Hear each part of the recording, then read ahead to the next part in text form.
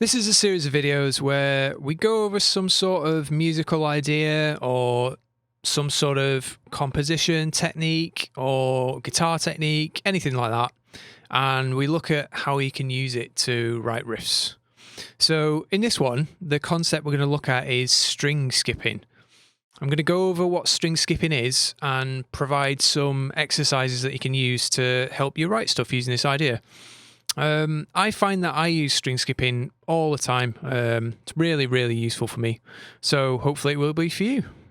Okay, so just in case you don't know what I mean by string skipping, so when we play one note after another on guitar, when we play any sort of scalar idea or melodic idea, we tend to play as many notes as we comfortably can on one string and then move to the adjacent string like this.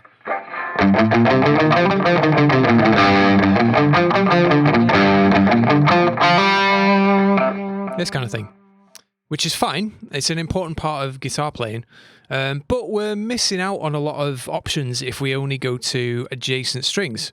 So string skipping is playing notes on different strings that aren't next to each other. The strings aren't next to each other. So in order to play the sequence of notes, you have to miss out or skip a string or more than one string. And that's what string skipping is. What's the point of it?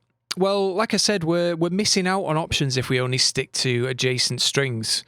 By using string skipping, we get access to lots of interesting, wider intervals, which can add some interest. We can get this sound of like rapidly jumping up and down the register, almost like you can get with tapping. So that's another technique which gives you access to notes that you wouldn't normally have, or notes that are far away from where you are, which is what string skipping does. You can just get this cool sound of higher notes jumping out from lower ones. I just think it sounds cool. So in this riff, what I did more or less was I used the notes of E minor, these notes. And I played these sequences where I would play 2 or 3 notes in one position, then I would jump up 2 strings and play some more notes that are kind of within the same finger span pretty much, and then usually jump back down again and then move somewhere else and then play a similar idea and so on and so on. That's the bulk of the riff really. It doesn't strictly follow that because I tend to instinctively break the pattern after a while. But you don't have to do that. I can't remember if I said it in the last video, but it's fine to have your riff just use the one idea. Everything's fine. You can do whatever you like. As long as you like the sound of it, then that's cool. So how would you go about writing your own?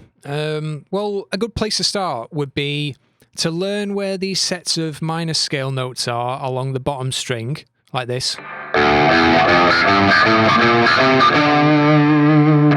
So that's the notes of E minor: E, F sharp, G, A, B, C, D, E. And then learn where they are on the D string as well, 2 strings away. These notes. And then once you learn those, then what we're going to do is we're going to play the first 2 scale notes that are available on the bottom string, and then the first 2 scale notes that are available on the D string immediately after, like this.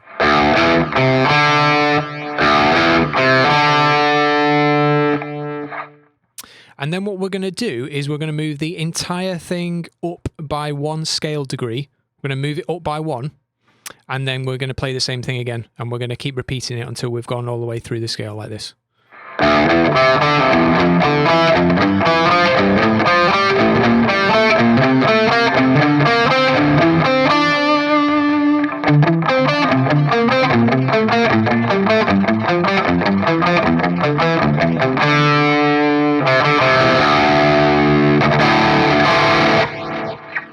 Something like that.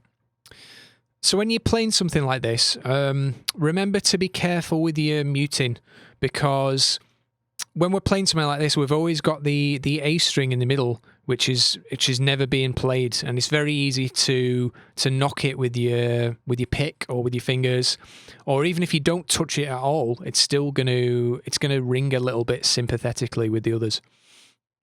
So it's important to keep it muted. So how you do that is with both your right hand and your left hand. So with your right hand, just apply a little bit of palm muting, like you would with most other things, really. Just touch a little bit here. And with your left hand, what we're going to do is, whenever possible, we're going to make sure that the fleshy parts of your fingers around where you're playing are touching the string. So if we're on the bottom string, if we're on the E string, when we're playing like this, the A string's going to be muted because the underside of my finger here is touching the string. Like this. And then when we move up to the D string, then we do the same thing. Except this time it's the other side of my finger that's touching it.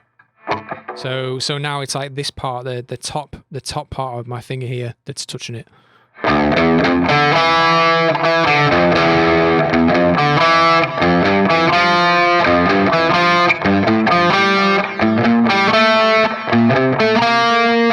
So there's always a fleshy part of my finger touching the A string, keeping it quiet.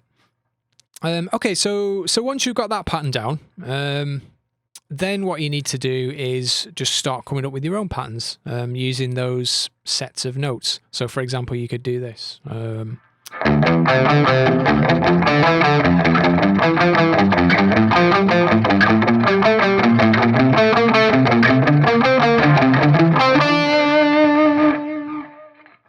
That's a nice one because it lasts for 7 notes, I think. 1, 2, 3, 4, 5, 6, 7. Yeah, that lasts for 7 notes. So if you play that against the metronome, it'll move across the beat nicely in a cool way.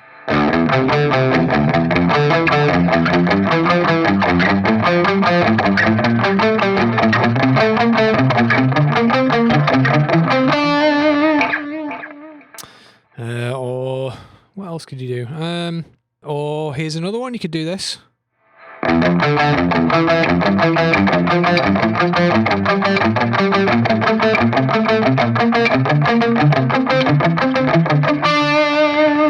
This kind of thing. There's a million different ones you could come up with. So the more of these that you can think of, and the more you practice it, the easier it'll be to come up with stuff using this. And eventually, you won't even really have to think about it that much. You'll just your fingers will just be much more comfortable with jumping up and down the strings. So when you come up with the patterns, it's nice to practice them up and down, practice them reversed if you can as well. So by which I mean, if your pattern is going like this,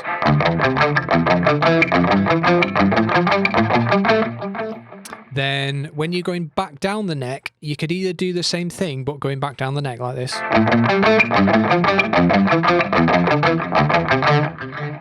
or you could actually reverse the order and go down as well like this.